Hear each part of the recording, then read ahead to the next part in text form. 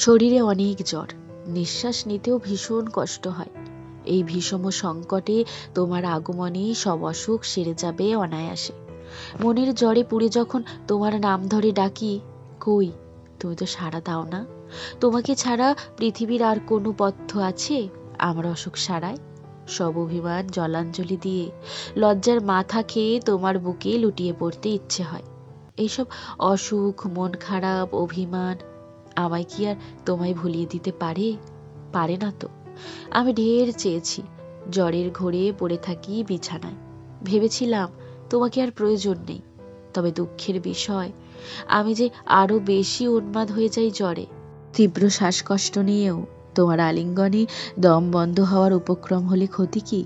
তোমার নির্লিপ্ত কণ্ঠ শুনে, তোমার হাসি মাতাল করা চাহনি দেখেই জ্বর সেরে ওঠে। তোমার ওই চোখ দেখিয়ে জ্বর সেরে যায়। তোমার ওই হাসি দেখেই শরীরের সমস্ত উত্তাপ কমে যায়।